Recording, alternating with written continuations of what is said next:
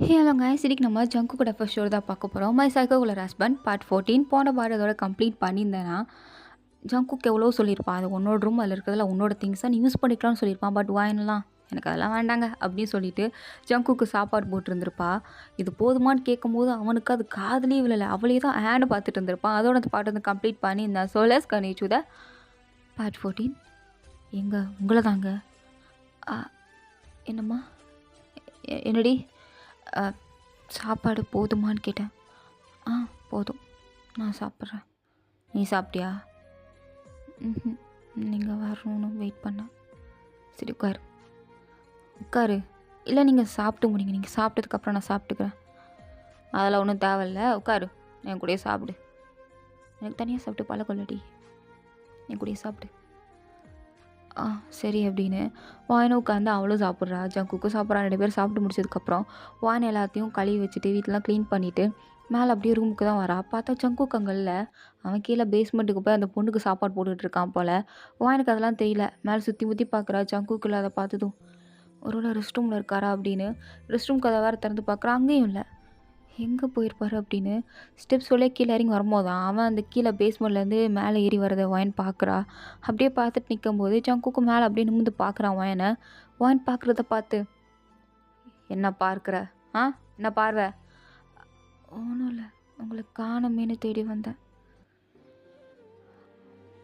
வந்துட்டேன்ல, போ ரூமுக்கு போ, வரேன். சரி போகிறேன் அப்படின்னு வாயனை அப்படியே மேலே ஏறி போகிறா. அவளுக்கு தோணுது, அந்த பொண்ணு சாப்பிட்டாலா இல்லையா, நம்ம வேணால் சாப்பாடு எடுத்துகிட்டு போய் கொடுப்போமா, நைட்டு வேறு அந்த அக்கா சாப்பாடு எடுத்துகிட்டு போகலையே அப்படின்னு மறுபடியும் இப்படி கீழே இறங்கி வரா. ஜங்குக்கு அப்படியே மேலே ஏறி வரான். எங்கே போகிற? அது இல்லை ஜங்கு, நீங்கள் போய் தூங்குங்க, எனக்கு கொஞ்சம் வேலை இருக்குது. நீ இல்லாமல் நான் எப்படி தூங்குவேன், வா. இல்லை, எனக்கு கீழே கொஞ்சம் வேலை இருக்குது. ஏய், என் கண்ணை பார்த்து சொல்கிறீ. ஜங்குக்கு அது கீழே கொஞ்சம் வேலை இருக்குது. ஏய், அங்கங்கே பார்க்குற, கண்ணை பாருன்னு. என் மூக்கை பார்த்து சொல்லாத, என் கண்ணை பார்த்து சொல்லு. அது ஜங்கு, அதான் போய் சொல்ல வரல. அப்புறம் என்ன, எங்கே போகிற? அது சொன்னால் அடிக்க மாட்டீங்கல்ல? அடிக்க மாட்டேன், சொல்லு. நிச்சயமாக அடிக்க மாட்டீங்கல்ல? மாட்டேன்டி, சொல்கிறீ. அது அந்த பொண்ணு சாப்பிட்டாலா இல்லையான்னு தெரில. நான் போய் அவளுக்கு சாப்பாடு கொடுக்கவா? அவளுக்கு பசிக்கும்ல, அதான். ஓ, அவளுக்கு ஆல்ரெடி நான் சாப்பாடு கொடுத்துட்டேன், போ. இல்லை, அது என்ன நம்ப மாட்டியா? அப்போ என் மேலே நம்பிக்கை இல்லை அப்படி தானே? இல்லை, நான் உங்களை நம்புகிறேன்.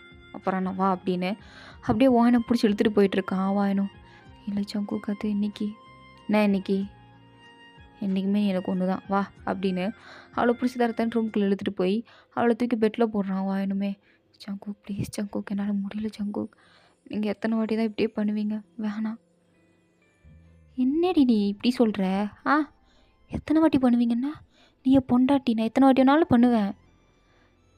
எல்லாம் வலிக்குது ஜங்குக், எனக்கு ரொம்ப பெயினாக இருக்குது, இப்படி பண்ணாதீங்க. ரொம்ப பெயினாக இருக்கா?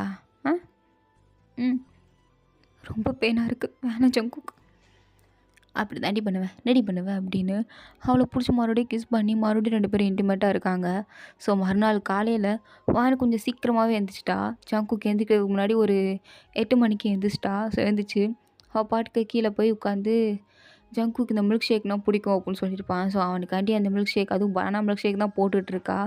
அதுவும் போட்டு வச்சுட்டு அந்த கீழே இருக்க அந்த பொண்ணை பார்க்குறதுக்கு கீழே போகிறான். போயிட்டு ஒரு 10 நிமிஷத்துல மேலேயே வந்துட்டா. மேலே வந்து ஜங்குக்கு போய் எழுப்பிட்டுருக்கா.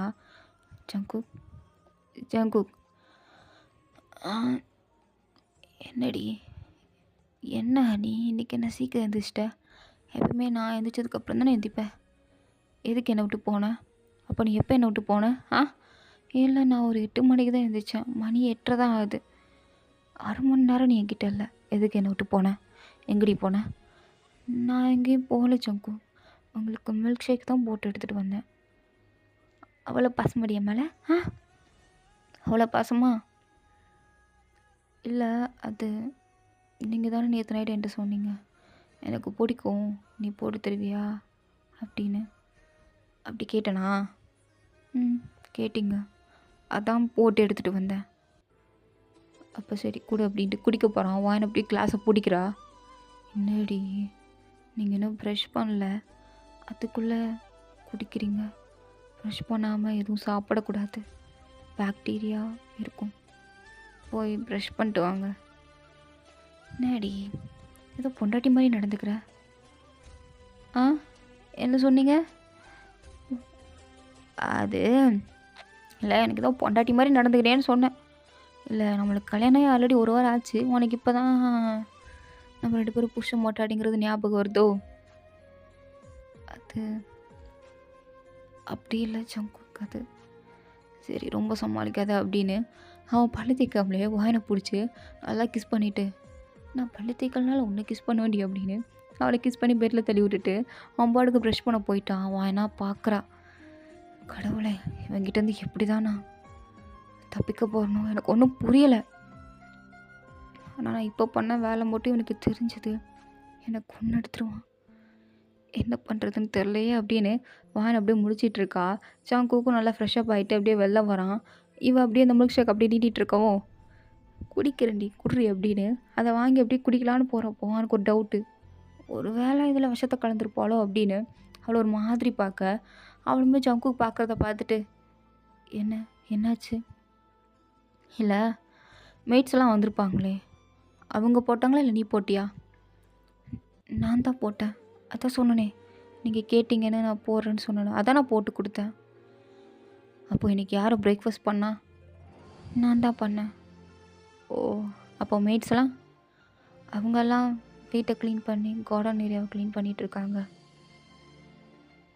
சரி அப்படின்னு அவனுக்கு என்னன்னு தெரில, நம்பிக்கை வன்மால் இருக்குது. ஸோ அதனால் அவனும் அப்படியே ஃபுல்லாக குடிச்சிட்டு கிளாஸை வாங்கிட்டு கொடுத்துட்டு கீழே இறங்கி வரான். பிரேக்ஃபாஸ்ட்டு வாங்கி தான் பண்ணியிருக்கா போல், அவள் எடுத்து கொடுக்குறா. ஜங்குக்கும் சாப்பிட்டு பார்க்குறான். பார்த்தா நல்லா இருக்குது. இது வரைக்கும் அவள் இந்த மாதிரி சாப்பாடு சாப்பிட்டதில்ல போல். அப்படியே வாயினை ஒரு மாதிரி பார்க்குறான். வாயினும், என்னங்க காரம் கொஞ்சம் அதிகமாக இருக்கோ? நான் வேணா கொஞ்சம் உப்பு போட்டு தரவா? ஒன்றும் வேண்டாம், நல்லா இருக்கு. சமைக்க எங்கடி கற்றுக்கிட்ட? என் அம்மாட்ட கற்றுக்கிட்டேன். ஓ, உங்கள் அம்மாட்ட கற்றுக்கிட்டியா? எங்கள் அம்மாட்ட தான் கற்றுக்கிட்டேன்.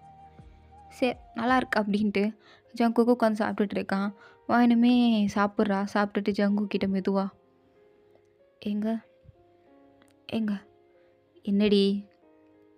நான் உன்னை கேட்டால் தப்பாக எடுத்துக்க மாட்டிங்களே, சொல்லு. இல்லை, என் அண்ணன் ஒரு ஆளால் சம்பாரித்து அவனையும் மியாவையும் பார்த்துக்க முடியாது. அதனால் நான் ஒர்க்குக்கு போகலான் இருக்கேன். ஒரு 2 பார்ட் டைம் ஜாப் தான். நீங்கள் காலையில் போயிட்டு எப்படி வீட்டுக்கு வரீங்க அதே மாதிரி தான்.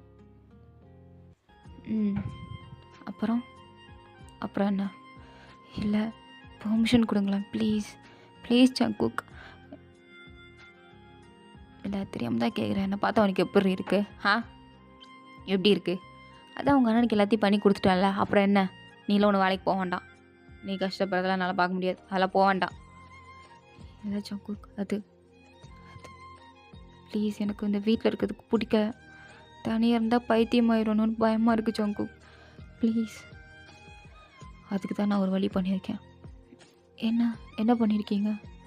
நீ ஸ்கூல் 12th வரைக்கும் முடிச்சிருக்கீல? ஆமாம் முடிச்சிருக்கேன். ஏன் காலேஜ் போகல? அது காலேஜ் போகிறப்ப தான் என் அம்மாவும் அப்பாவும் இறந்துட்டாங்க. ஸோ அண்ணனும் குடிச்சிட்டு ரோடாக சுற்ற ஆரம்பிச்சிட்டான். பாப்பாவை பார்த்துக்கணும், குடும்பத்தை பார்த்துக்கணும். இல்லைனா ஒரு 3 வேளை சாப்பிடணுங்கிறதுக்காண்டியாவது நான் ஏதாவது பண்ணும்ல. அதான் என் ஸ்டடீஸை நான் ஸ்டாப் பண்ணிட்டேன். சரி, நீ வேலைக்கெலாம் போக வேண்டாம். ஜங்குக் ப்ளீஸ் என்னை ஒர்க்குக்கு விடுங்க. எனக்கு இங்கே இருக்க பிடிக்கல ஜங்குக். பிடிக்கலையா? அப்போ உனக்கு இங்கே இருக்க பிடிக்கலையா? இல்லை, நான் அப்படி சொல்ல. நீங்கள் இருக்கும்போது மட்டும் இருக்கிறேன். அப்போ என் கூட ஆஃபீஸ் வரியா? அங்கே வந்து நான் என்ன பண்ணுறது? சரி, அப்போ என் கூட ஹாஸ்பிட்டல் வரியா? அங்கே வந்து நான் என்னச்சும் குக் பண்ணுறது. அப்போ நீ வேலைக்கு போய் ரெடி பண்ணுவேன். அங்கே நான் எனக்கு தெரிஞ்ச வேலையை பார்ப்பேன், மைண்டை கொஞ்சம் ஃப்ரீயாக விடுவேன். இங்கே இருந்தால் நான் என்ன பண்ணுறது? டிவி பார்க்குறதா, 5 நிமிஷம் டிவி பார்ப்பேன், 5 நிமிஷம் ஃபோன் பார்ப்பேன். அதுக்கடுத்து நான் என்ன பண்ணுறது? வீட்டு வேலை பார்க்குறதுக்கும் வேலைக்காரங்க இருக்காங்க, சமைக்கிறதுக்கும் அவங்க இருக்காங்க. அதையும் தாண்டி நான் என்ன பண்ணுறது? எனக்கு போர் அடிக்குதுல்ல. ப்ளீஸ் ஜங்குக், என்னை எங்கேயாவது விடுங்க. நான் உங்கள விட்டுலாம் மாட்டேன். அது உங்களுக்கே தெரியும்ல. அப்புறம் என்ன? ஐயோ! சரி, இன்னைக்கு ஒரு நாள் இரு. நான் என் முடிவை இன்னைக்கு சாயங்காலம் வந்து சொல்கிறேன். ம் ம் சரி, உனக்கு தான் போர் அடிக்குதுன்னு சொன்னீல, வா என் கூட ஆஃபீஸுக்கு போகலாம். இன்றைக்கி ஒரு நாள் இரு, நாளைக்கு உன்னை நான் எங்கேயாவது விட்றேன், வா. எங்கே விடுவீங்க? அப்படி எங்கேயும் விடமாட்டேன்டி, வாடி அப்படின்ட்டு அவளை பிடிச்சி இழுத்துட்டு போயிட்டுருக்கான். அவளுமே சரி அப்படின்னு ஜங்குக்கோட கையை பிடிச்சி அப்படியே அவன் கூட வரான். அவன் ஆஃபீஸ் தான் கூப்பிட்டு போகிறான். ஆக்சுவலாக அவன் மார்னிங்னா ஆஃபீஸில் இருப்பான், ஈவினிங் ஆச்சுன்னா ஹாஸ்பிட்டலில் போயிருப்பான். ஸோ ஆஃபீஸ்க்கு அப்படியே கூப்பிட்டு போகிறப்போ எல்லோரும் யார் இந்த பொண்ணு அப்படின்னு மாதிரி பார்த்துட்டு இருக்கும்போது ஜங்குக்கு எல்லாருக்கும் இன்ட்ரடியூஸ் பண்ணி வைக்கிறான்.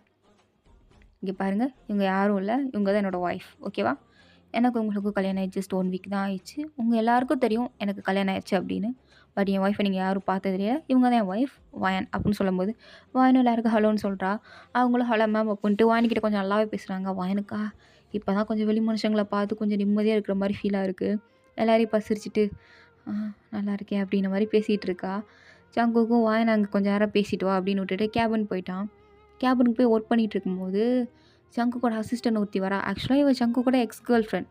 அதாவது 2 பேரும் உண்மையாக லவ் பண்ணியிருக்க மாட்டாங்க. சும்மா ஜஸ்ட் டைம் பாஸ்க்கு ஜங்குக்கு வச்சுருப்பான். பட் அவளுக்கு இவன் மேலே உண்மையாக இன்ட்ரெஸ்ட் இருக்கும் போல். அவளுக்கு தெரியாது இவனுக்கு கல்யாணம் ஆயிடுச்சு அப்படின்னு. அவன் அப்படியே வந்து, என்ன ஜங்கு, என்னது இது? நீ என்னதான் கல்யாணம் பண்ணிப்பேன்னு நினச்சிட்டு இருந்தா, இப்போ திடீர்னு ஏதோ ஒரு பொண்ணை கூப்பிட்டு வந்து எனக்கு அவளுக்கு கல்யாணிச்சுன்னு சொல்லியிருக்கேன், நான் விளையாடுறியா? லிசன், உனக்கும் எனக்கும் அந்தளவுக்கு ஒன்றுமே இல்லை, உனக்கே தெரியும் அது. அப்புறம் என்ன? அதான் உனக்கு தேவையானது எல்லாத்தையும் செட்டில் பண்ணிட்டேனே. அப்புறம் என்ன நீ தேவையில்லாமல் இங்கே வந்து சீன் க்ரியேட் பண்ணிகிட்டு இருக்க? இந்த மாதிரிலாம் பேசுகிறோட வச்சுக்காது. என் பொண்டாட்டி கேட்டால் என்னை பற்றி என்ன நினைப்பா? அவளுக்கு ஆக்சுவலி என்னை பற்றி எல்லாமே தெரியும். இருந்தாலும் அவன் முன்னாடி இப்படிலாம் பேசாத என்ன? ஏன்னா என் ஒய்ஃப் ரொம்ப சென்சிட்டிவ், புரியுதா? தள்ளு அப்படின்ட்டு அவளை தள்ளி விட்டுட்டு அவன் பாட்டுக்கு மீட்டிங்கு போயிட்டான். இங்கே வாங்கினா காஃபி மிஷினில் காஃபி எடுத்து குடிச்சிட்டு அப்படி வரும்போது அப்படி ஜங்குக்கோட அசிஸ்டன்ட் வந்து, ஒரு நிமிஷம் கொஞ்சம் நில்லு. என்ன, யார் இந்த பொண்ணு அப்படின்னு? சொல்லுங்கள். உனக்கும் ஜங்குக்கும் கல்யாணம் எத்தனை நாள் ஆச்சு? 1 வீக், ஒரு வாரம் ஆச்சு. சரி, உனக்கும் அவனுக்கும் எதாவது நடந்ததா என்ன? என்ன என்ன கேட்குறீங்க? எனக்கு புரியல. உனக்கும் ஜங்குக்கும் எதாவது நடந்ததா? ஏதாவதுனா புரியல. 2 பேரும் ஒன்றா இருந்தீங்களான்னு கேட்டேன். அது எங்களோட பர்சனல், அது எதுக்கு நான் உங்ககிட்ட சொல்லணும்? உங்ககிட்ட சொல்லணுங்கிற அவசியம் எனக்கு கிடையாது. அண்ட் ஒன் திங், ஜங்குக்கு அவன் வேலைலாம் நீங்கள் சொல்லக்கூடாது. அவர் உங்களோட பாஸ், என் புருஷன், புரியுதா? பேர் சொல்லி கூப்பிட்ற உரிமை எனக்கு மட்டும்தான் இருக்குது, உங்களுக்கு கிடையாது. அவரை நீங்கள் சார்னு தான் கூப்பிடணும், புரியுதா? என்கிட்ட இந்த மாதிரி திமுறெல்லாம் பேசுகிறாள் வச்சுக்காதீங்க, அது நல்லா இல்லை. என்ன ஓவராக பேசுகிற? பார்க்குறதுக்கு ரொம்ப அம்மாஞ்சியா அமைதியான பொண்ணாக இருந்த, இப்போ என்ன ஓவராக பேசுகிற?